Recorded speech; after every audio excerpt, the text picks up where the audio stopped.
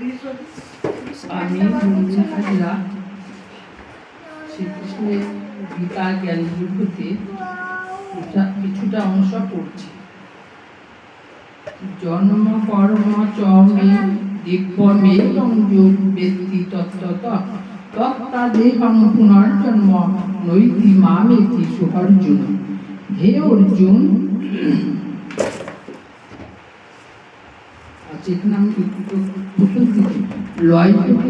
সাধনার উন্নতির সহিত গুরু কৃপায় আবরণ ভেদ হয়ে উচ্চস্থে যেমন সচ্চিদানন্দ জ্যোতির্ময়ে প্রকাশ হয়, সেই সময় সাধক আনন্দে বিভোর হয়ে যান।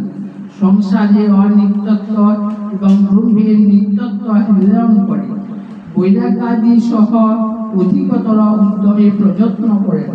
সাধন ক্লেশে ভীত বা সংকুচিত হন না, কাজে তাকে আর সংসারে মোহিত হতে হয় না, পরিত্রাণ পান।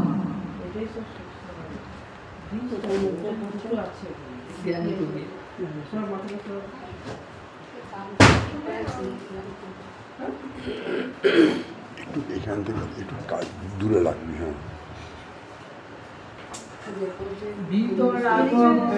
হ্যাঁ, মন্ময়া মামুপাশ্রিতা বহাবু জ্ঞান তপসা ভূতা মধ্বা মমাগতা। যে যথামাং প্রপদ্যন্তে তামিস্তথৈব ভজাম্যহং মম বর্তানুবর্তন্তে অনুষ্যাঃ পার্থ সর্বস্ব। আমি ব্রহ্মৈশ্বর, এই দৃঢ় ধারণায় জ্ঞান আর সমং কায়শীল গ্রীবং হয়ে জীব উল্টে দিয়ে দাঁতের আঁচে চেপে ধরে ভ্রুর মধ্যে প্রাণ প্রবেশ করানোর পর যে অবস্থান, তাই তপ। এই জ্ঞান ও তপ দ্বারাই চিত্ত শুদ্ধি হয়। এইরকমই শুদ্ধ চিত্ত হয়েছেন এমন লোক একজন নয়, দুজন নয়, অনেকে আমি দিব্য জন্মকর্ম জেনে অনুরাগবিহীন, ভয়বিহীন, ক্রোধবিহীন, আমিময় হয়ে একমাত্র আমিকে অর্থাৎ কুটস্থ চৈতন্য ইষ্টদেব পরমাত্মাকে আশ্রয় পেয়ে আপনাতে আপনি ফুরিয়ে গিয়েছেন। সাধক আজ যে তুমি কেবল এই পথের প্রতীক তা নয়, অনেকেই পেয়েছেন, এ পরাগতি পেয়েছেন। এটা মানে হচ্ছে, হে পার্থ, আমাকে যাহারা যেভাবে ভজনা করে আমি তাহাদিগকে সেইভাবেই ভজনা করিয়া রাখি। যেহেতু মানবেরা সর্বদা সকল প্রকারে আমারই পথের অনুবর্তন করে।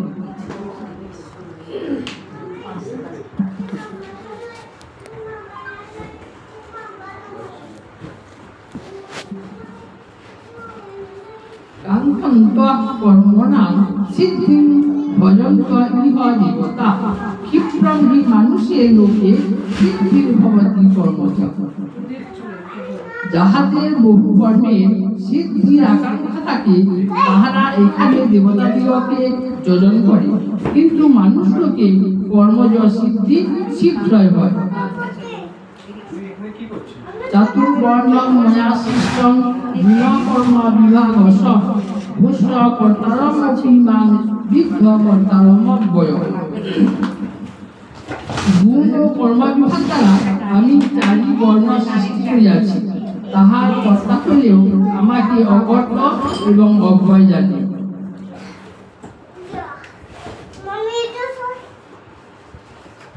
আচ্ছা, এখানে পুরো ব্যাখ্যা একবার বলছি। মানুষ লোকে সিদ্ধি বা নৈষ্কর্ম ব্যবস্থা প্রাপ্তি শীঘ্র হয় বটে, কিন্তু শক্তি লাভ হয় না। কেননা বর্ণভেদে অধিকারী ভেদ আছে। ব্রাহ্মণ, ক্ষত্রিয়, বৈশ্য এবং শূদ্র, এই চার বর্ণ। এসব সত্য, রজ, তম এই তিন গুণের কর্মবিভাগ দ্বারা আলাদা করা হয়েছে। সত্যের কর্ম প্রকাশ করা, রজর কর্ম ক্রিয়া করা, আর তমর কর্ম হচ্ছে স্থির করা। শরীরের তিন গুণ সকল সময় সমান থাকে না। বিষয় সংসর্গ ভেদে মনে যে ভাবান্তর হয়, তাতে গুণেরও তারতম্য ঘটে।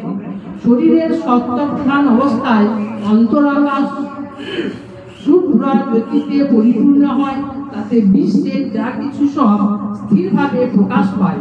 এই বিশ্ব প্রকাশী বর্ণয় ব্রাহ্মণ বর্ণ। শরীরে সত্য রজ প্রধান হলে অন্তরাকাশ পাতলা লাল রঙের রঞ্জিত হয়। তখন যা কিছু প্রতিফলিত হয় তা সব চঞ্চলতাময় এবং তেজে পরিপূর্ণ। এই তেজ ও চঞ্চলতাময় বর্ণায় ক্ষত্রিয় বর্ণ।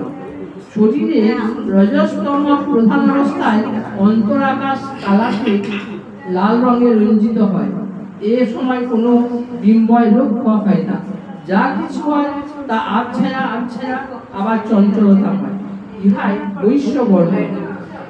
আর তম প্রধান অবস্থায় অন্তরাকাশ গাঢ় অন্ধকারে ঢাকা থাকে।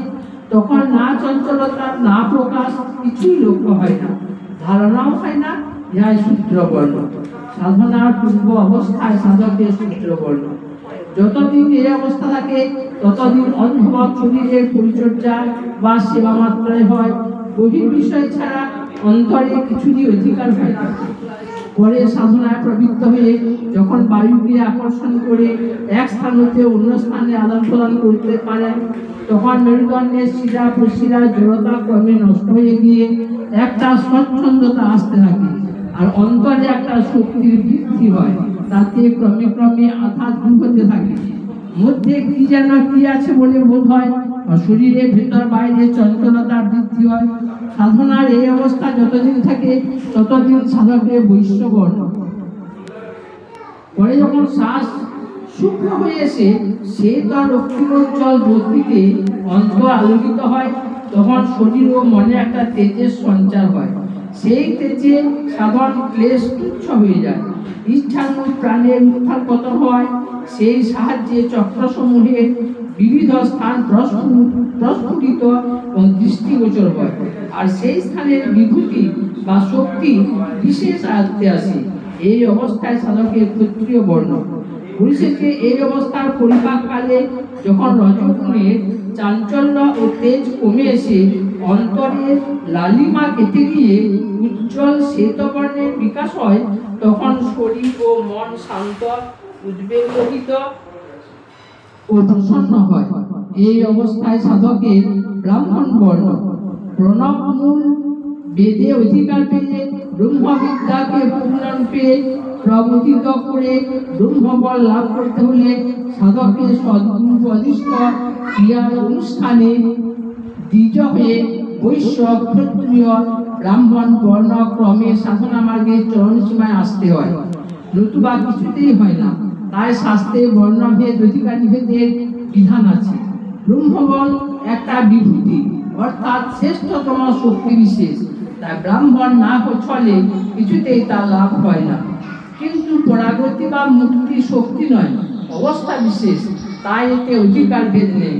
ভক্তিপূর্বক ইষ্টমন্ত্র অবলম্বন করে যে আত্মানুসন্ধানের চেষ্টা করবে সেই ব্রাহ্ম ক্ষত্রিয়ের আর কথা কি।